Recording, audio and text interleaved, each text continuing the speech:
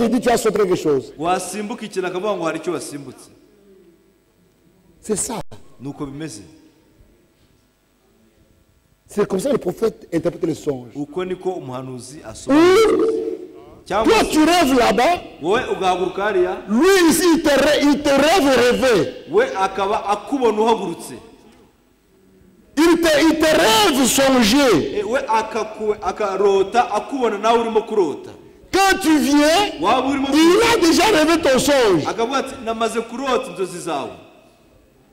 Quand tu vas lui parler, noneho watangira kubimubwira, il te dira, akakubwira ati dans ton songe tu as oublié tel élément. Mu nzozi zawe warose wibagiwe iki n'iki. C'est comme ça, c'est comme ça, c'est comme ça. Nuko bimgenda, nuko bimeze, nuko bimeze.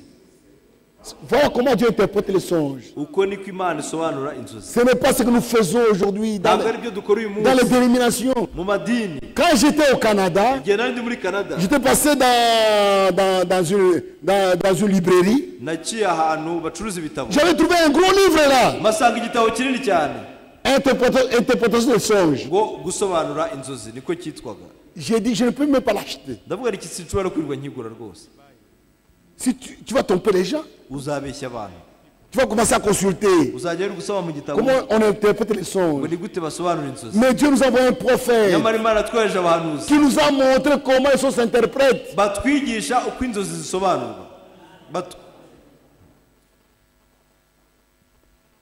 Dans Genèse 41,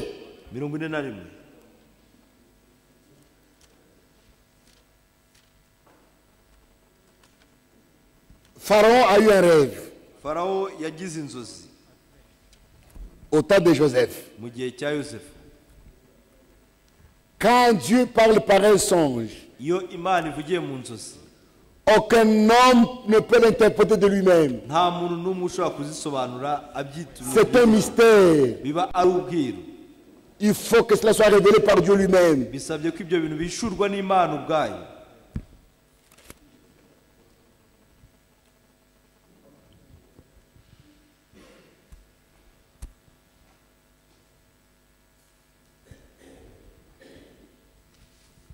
Pharaon a eu un songe. Il a appelé ses magiciens, les astrologues. Il a raconté les songes. Les songes qui viennent de Dieu, c'est la parole de Dieu. Tu ne veux pas l'interpréter de toi-même. Et Pharaon a appelé les magiciens. Il a raconté les songes. Verset 8. Le matin, Pharaon eut l'esprit agité. Il fit appeler tous les magiciens et tous les sages de l'Égypte. Il leur raconta ses songes. Personne ne put les expliquer.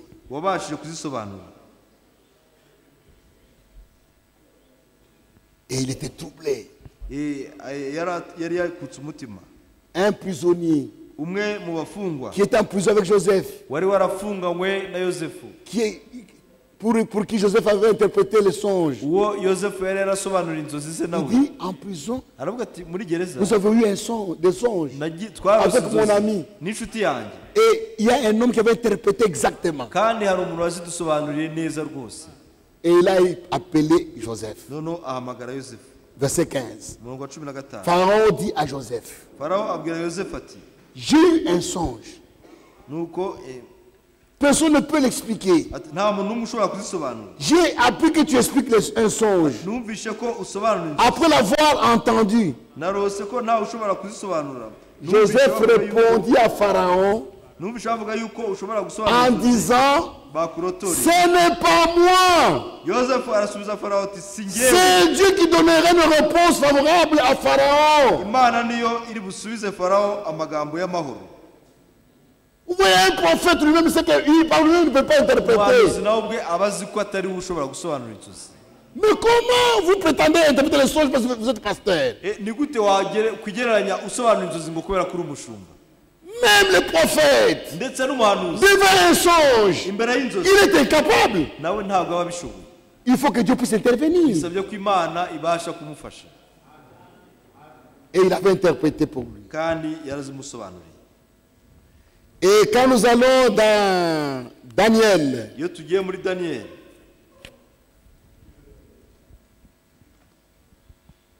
dans Daniel,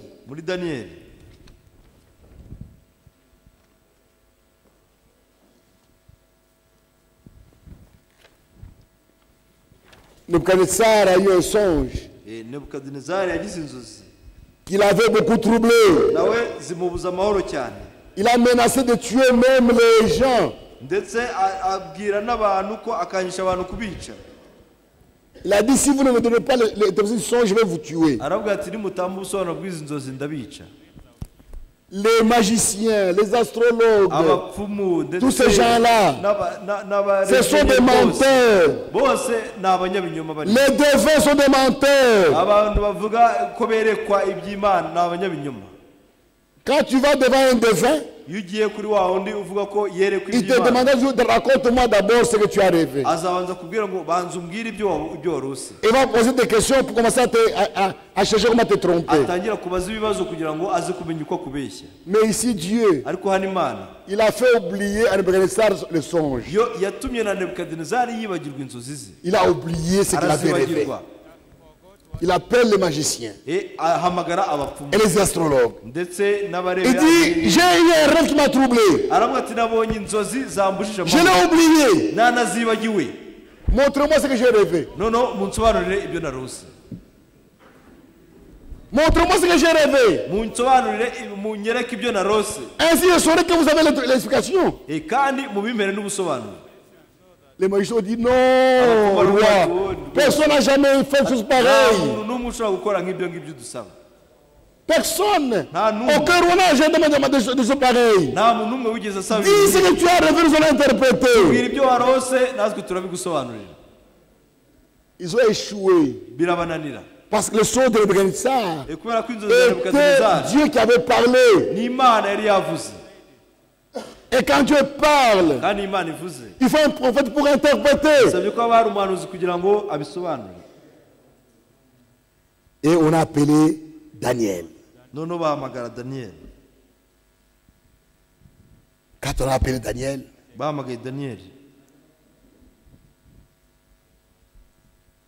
après l'échec des autres là, on appelle Daniel. Et Daniel a répondu au roi. Il dit, ce n'est pas moi. Ce n'est pas moi. Verset 20. Daniel prit la parole et dit,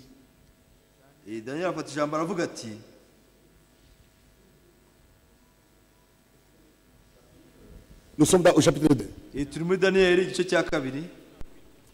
Commençons au verset 9. Si donc vous ne me faites pas connaître un songe, la même sentence vous enveloppera tous. Vous voulez vous préparer à me dire des mensonges et des faussetés en attendant que le temps soit changé.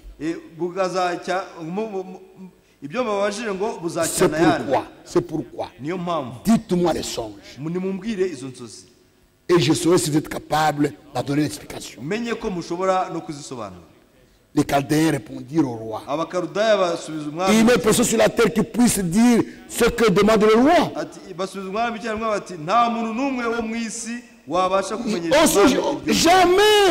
Jamais roi, quelque grand et puissant qu'il ait été, n'a exigé de pareilles choses d'aucun magicien, astrologue ou chaldéen. nta mwami cyangwa umutware cyangwa umutegeka wigeze gusobanuza umukonikoni wese cyangwa umupfumu cyangwa umukarudaya bene iryo jambo. Ce que le roi demande est difficile. Icyo umwami aduhatiraho kiraruhije. Il n'y a personne qui puisse le dire au roi. Kandi nta wundi wabasha kucyerekana. Excepté le Dieu dont la demeure n'est pas parmi les hommes. Keretse imana zitabana n'abafite imibiri. Ils ont échoué. Birabananira. Et ils échouent encore aujourd'hui. N'uyu munsi baraneshejwe. Quand Dieu a parlé, il faut un prophète. Iyo imana yavuze bisabye umuhanuzi. Et on appelle Daniel. Nicyo cyatumye bahamagara Daniel. Daniel appelle ses amis. Ils ont prié. Daniel n'inshuti ze bamaze gusenga. Verset 19. Murongo wa 19. Alors ce que fut révélé à Daniel dans une vision. Nuko ibyo byahishwe bishurirwa Daniel pendant la nuit. Mu nzozi yarose. Et Daniel bénit le Dieu des cieux. Maze Daniel ashima Imana yo mu ijuru. Daniel, ils ont prié. À un moment donné, il voit le son de Nebuchadnezzar. Il voit la statue lui aussi. Et Dieu l'explique. La tête c'est ça, ça c'est ça, ça c'est ça, ça c'est ça, ça c'est ça.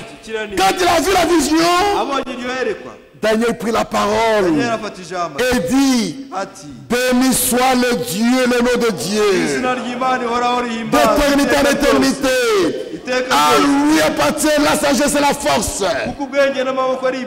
Celui qui change les telles circonstances, qui renverse, qui établit un roi, qui change qui donne la sagesse aux sages et la science à ceux qui ont de l'intelligence. Il révèle ce qui est profond et secret. Il connaît ce qui est dans les ténèbres et la lumière est avec lui. Dieu de mes pères, je te glorifie, je te loue, parce que tu m'as donné la sagesse et la force, et de ce que tu m'as fait connaître, ce que nous t'avons demandé, de ce que tu nous as révélé, le secret du roi. Et le roi, Daniel parle chez le roi. Il a été appelé maintenant. Daniel, nous sommes verset 27. Daniel répondit en présence du roi et dit, ce que le roi demande est secret. Que les sages, les astrologues, les magiciens et les devins ne sont pas capables de découvrir au roi. Mais il y a dans les cieux un Dieu qui avait les secrets et qui fait connaître au Nebuchadnezzar ce qui arrivera dans la suite des temps. Voici ton songe et les visions que tu as eues sur ta couche. Sur ta couche au roi. Il t'est monté des pensées.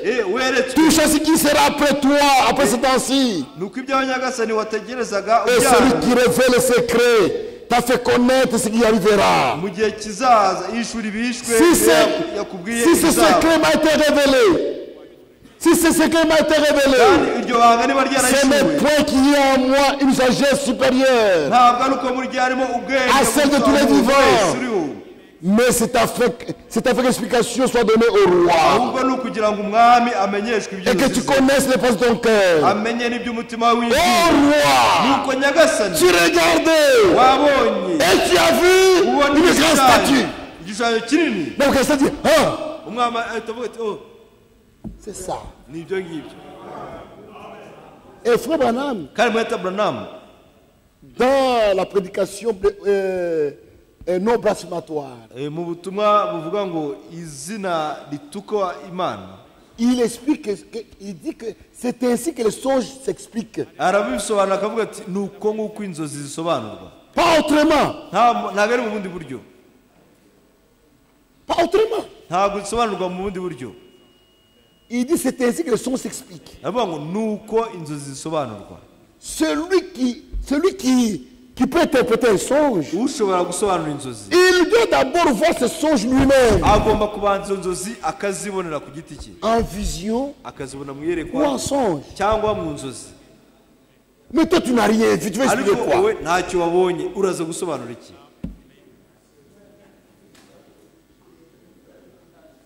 Il y a quelqu'un qui avait écrit à Frère Branham une lettre pour lui demander l'explication de son songe. Avant que la lettre arrive, Branham voyait déjà le songe.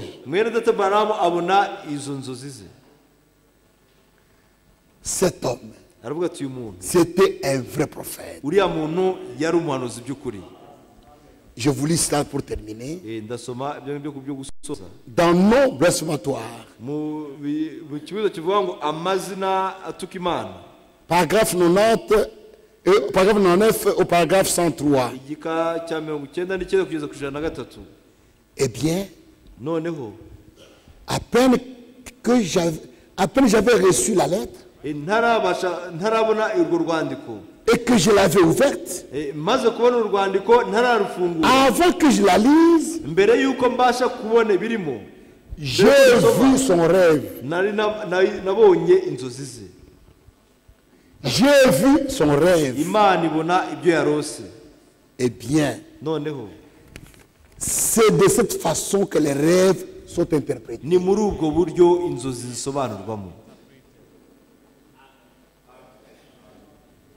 Quelqu'un lui écrit la lettre pour lui demander l'explication sur son songe. Avant qu'il lise la lettre, Branham a vu son songe. Et il dit, c'est de cette façon que les rêves sont interprétés.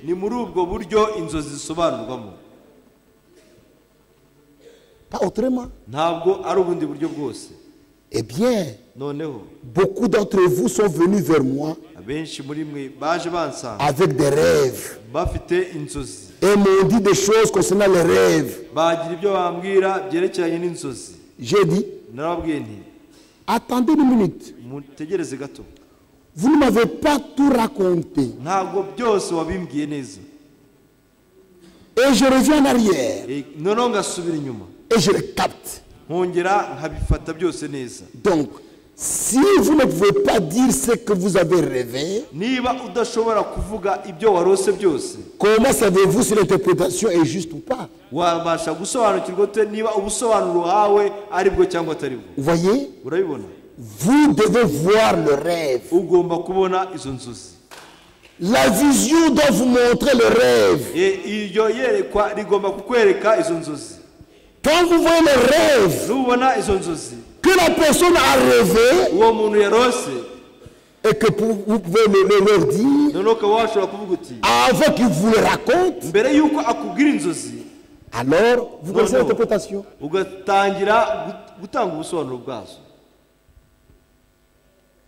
Quand vous voyez le rêve que la personne a rêvé et que vous pouvez le leur dire avant qu'il vous le raconte, alors vous connaissez l'interprétation. Bien, je crois que c'est dans l'écriture aussi. Une fois Daniel, n'est-ce pas juste, a dit, oui je crois, je vais juste penser à cela. Voyez, mais vous voyez toujours le rêve. Maintenant, si l'interprétation est juste, si quelqu'un commence à vous raconter un rêve, vous l'arrêtez simplement en disant, attendez une minute. C'était ainsi et ainsi. Ainsi et ainsi. Encore ainsi et ainsi. Alors vous dites, c'est exactement exact, vous voyez? Un homme l'autre jour essayait de me raconter un rêve qu'il avait eu. Il dit, eh bien, frère, pourquoi vous oubliez? Je dis, Eh bien frère, pourquoi avez-vous oublié cette autre partie? Il dit, quelle autre partie? J'ai dit, vous avez rêvé que vous avez lancé un rocher dans l'air et que j'ai tiré dessus et j'en ai reçu dans mon œil. Il dit, c'est exactement la vérité. Ils ont dit simplement, enlever la dernière partie de celui-ci hier.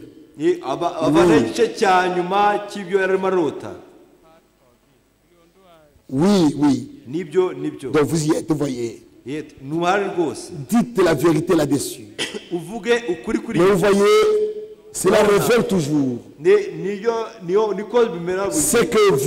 ce que vous dit votre rêve. Ce que vous avez rêvé. Alors vous savez que c'est juste. Eh bien, voici l'interprétation de son rêve. Et vraiment commence à raconter l'histoire. C'est ainsi que les sons s'interprètent. C'est pourquoi ne vous embrouillez pas avec les sons dans l'église. Ça va vous embrouiller. Quand il n'y a pas de prophète, Dieu parle clairement.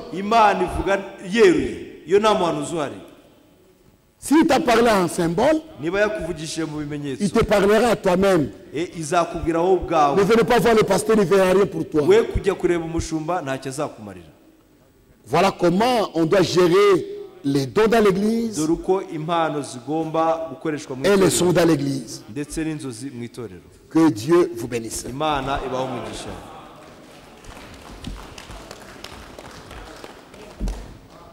C'est bien. On répond aux questions. On termine à quelle heure? C'est 7 heures. On termine à 20 heures. Hein? On va terminer à 20 heures. Veuillez, s'il vous plaît, nous donner des éclaircissements sur l'écriture du nombre 18, 25 à 28.